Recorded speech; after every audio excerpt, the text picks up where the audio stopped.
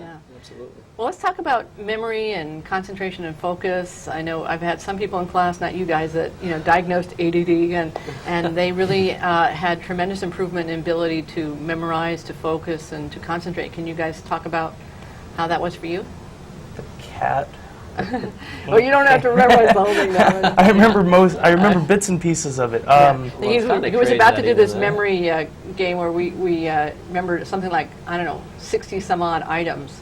And at first you think you can't memorize it, and then after this exercise, everybody was able to memorize that within minutes. So it's completely different, unrelated items. A cat, a house, a barn, all these things. Absolutely. There's colors associated, which form of clothing. And learning how to associate that with body memory, so not just the words again, so we're activating more parts of the brain. So tell us about that. You did so well at that. Lettuce is what I'm going to say. Inside joke. Inside joke. Most people have a kind of a hard time remembering certain things. You go to the grocery store and, I've got to get the milk and the eggs and the lettuce and the dog food and the cat food. And by the time you walk out the door, you forgot your keys. So this exercise was really great for kind of learning body movements with like physical memory and everything else. I was taking a simple item and applying it to a physical motion, which embeds itself a little bit deeper in your brain because now you remember it in two different ways or more. Which, to me, it was kind of amazing. I was surprised that I was able to remember some of that stuff about a week later. Yes, you can still remember it. It's really amazing.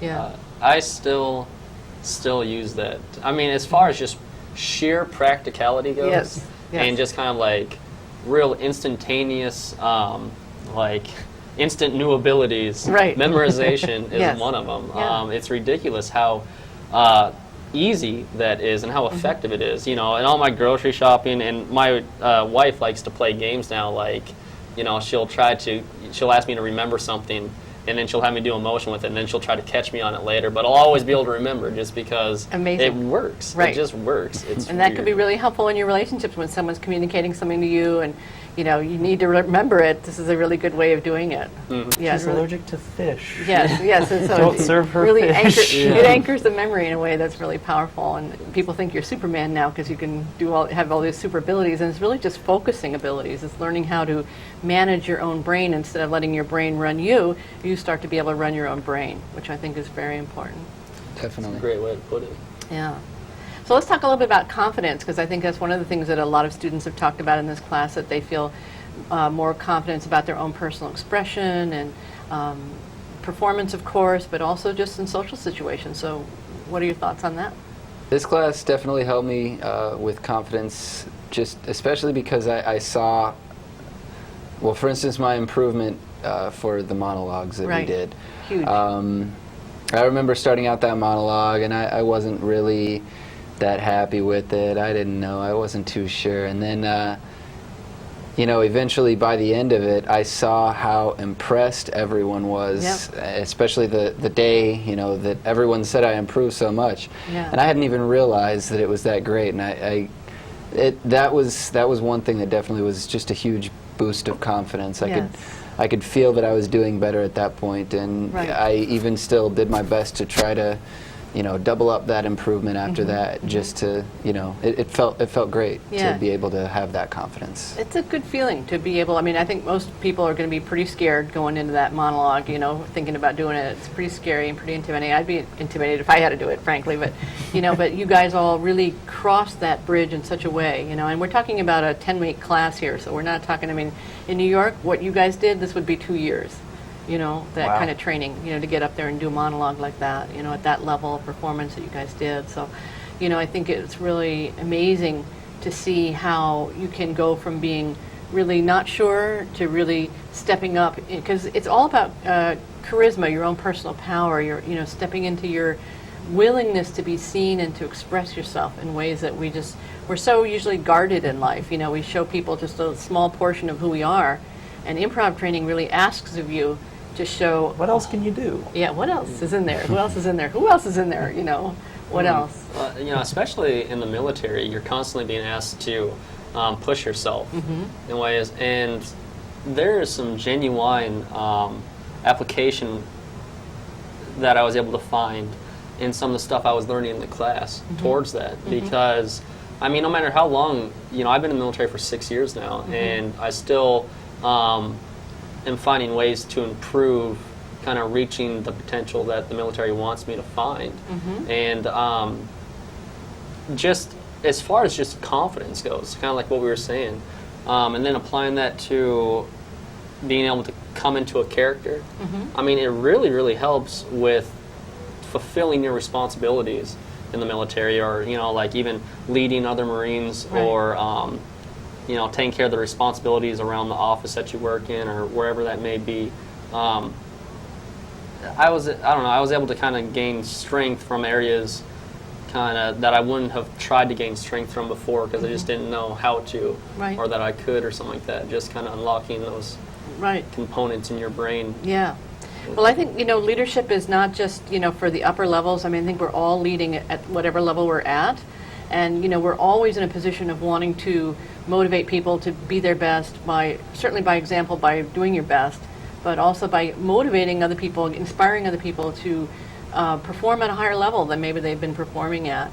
And that comes from that presence and charisma, because people will follow people who are in their power and who are expressing themselves. You know, people are not going to follow someone who's kind of, you know, hangdog and not sure. And so, you know, improv, one of the things we do, those exercises where you get up and you stand in front of everyone and we just applaud like crazy. And, you know, I mean, it really builds your confidence and your willingness to be seen, you know, and to step up to that. You guys are all ready. Speaking of, remembering that exercise. Well, you know, that was definitely one of the ones that I struggled with the most, just because that was just so awkward for me, especially at very first, to just kind of like receive applause just out of nowhere like that. I mean, to be subjected to it, really. Yeah, that was. Like, we love you. It's hard to do. That was, but that's like a prime example of. Actually, it was one of the nights where I really realized that, you know, hey, this class is really more challenging than I thought.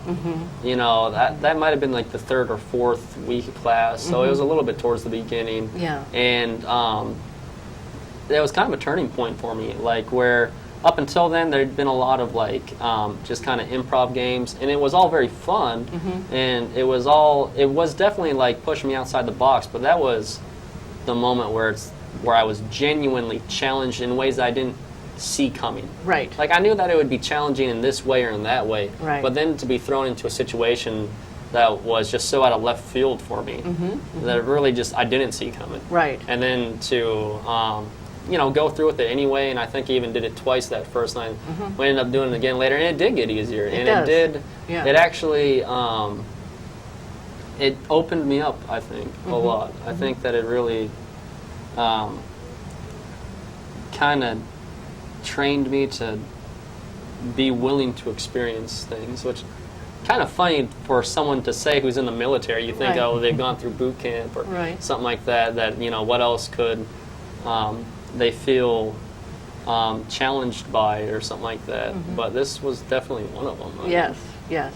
Well, I think, you know, to make new circuits in the brain, sometimes we have to create a little bit of imbalance. You know, we got to take you outside the box of what you're used to and put you in a situation where you're going to be having to make new connections in the brain. You know, because normally what happens, we're so locked into this sort of horizontal thinking, you know, what happened before and what I think is going to happen in the future, and we're like running this circuit that's literally like this.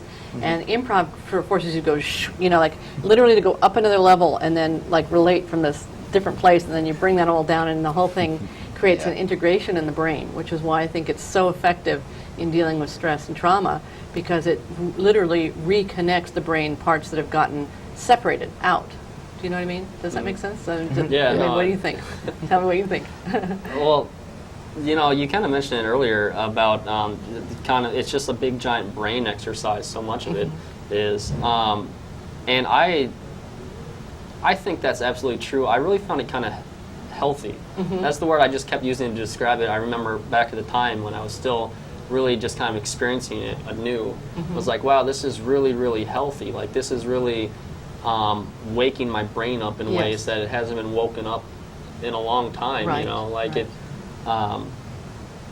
it really kind of sharpens you a little bit. Again, you know, these are things I would have never anticipated being the case before taking the class. Right. You know, oh, acting, we'll go and we'll perform skits or something like that. You know, and that's kind of what I anticipated. But just as far as just sheer, you know, energizing your brain and getting it to work better, more efficiently. I mean, those are all just kind of like things that occurred that I was really pleasantly surprised with. Yeah, and I think, you know, for people in the military, we would never think of not exercising your physical bodies, but I think the brain is not given enough attention. You know what I mean? Absolutely. And the whole thing works together. So the more we get the brain working, the better the body works, the better everything works. Responses are faster. You're getting input clearer. You know, information is being processed faster and more accurately, and the way you're communicating to others is clearer and easier for them to understand. So I just think this should be a part of overall readiness and fitness, you know, for everyone. So I'm hoping that we'll be able to expand this program that I'm calling Act Resilient. Act Resilient. Such a noble name to it. I know. Yeah. Act Resilient.